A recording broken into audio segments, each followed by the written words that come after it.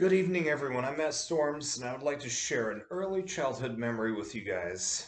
And it illustrates the point that life is full of ironies. And that could very well be the definition of what humor is finding the ironies in life. And they say that God has a sense of humor, and we see that though as tragic as it may be, a lot of these themes repeat themselves in history.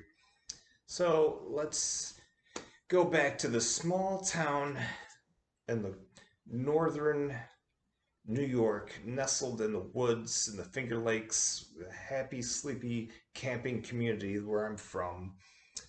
And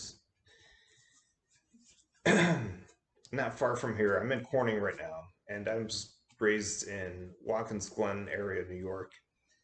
And one day I was driving, I was like 6 years old, and I'm driving with my grandma. We're going through like kind of a rough town, Elmira, New York. And it's a rough town because it's a prison town and it's poor and it's a rough area. And so we're driving through this little town. I'm oblivious. I'm like 6 years old. And I see a school and I'm like, wow, and the school has a nice playground. I'm like, Grandma, I want to go to that school when I'm old enough to go to school. And because it has a nice playground, and my grandma's like, "Oh, you don't want to go to that school? That's a black school. It's bad." And I'm like, "Grandma, this school's not black. It's orange. It's made out of brick. Like, what are you talking about?" My grandma's like, "Well," and then quickly realizing that I have no clue what's any of this even means, she's just like, "Oh, well, what do you think about beaches?" And so, but that stuck with me because I was like, "What the heck is my grandma trying to say here? I don't get it. Like, bad. Like, why is it bad?" And so that was kind of like, I guess, the seed that was planted of me trying to realize what the heck's going on in my world around me. So, but in my little happy, town, it wasn't like I was still poor as well. So, like, I didn't get the whole idea. I lived in a trailer park, in the country, but in my school, there was one black family, and the boy was like the black Forrest Gump, and everyone picked on him. And he had two beautiful sisters that were very well kept, very well soft spoken, very nice. And on the school buses in the '80s was like brutal. We were always fighting on school buses, but one day they were picking on this guy's sisters on the bus and calling them racial slurs. And my little 6 year old brain was turning, and I was like, stop! Just flipped out. Everybody just stop! What if you were the only white person in all black school and everyone was making fun of you for being white? And then just it was like complete silence on what is normally a chaotic, violent, crazy bus ride back. And everyone was just like, whoa, mind blown. Like, what's going on here? And everyone was silent for the rest of the ride home because they were trying to digest that concept. So, anyways, fast forward 1 year later, I'm the only white kid in all black school in New Orleans. I go to visit my dad. My dad keeps me, and we're in the hood, in New Orleans, and I'm now being like called all these racial. I've never even heard what these racial slurs were. I walked in my class, and this boy Terrence is like, "You blah blah blah blah blah." And I was like, "What's a blah blah blah?" He's like, "Ah, blah blah doesn't know what a blah blah blah is." And I'm like, "Okay, hi."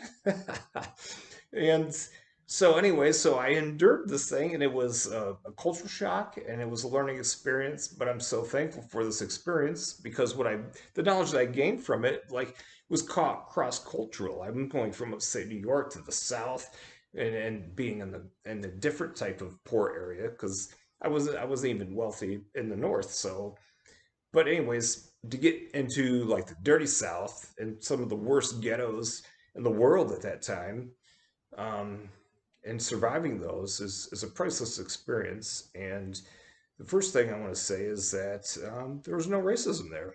I mean, that's the first thing. That was, even though there was physical assault and and racial slurs, like, no one was truly racist.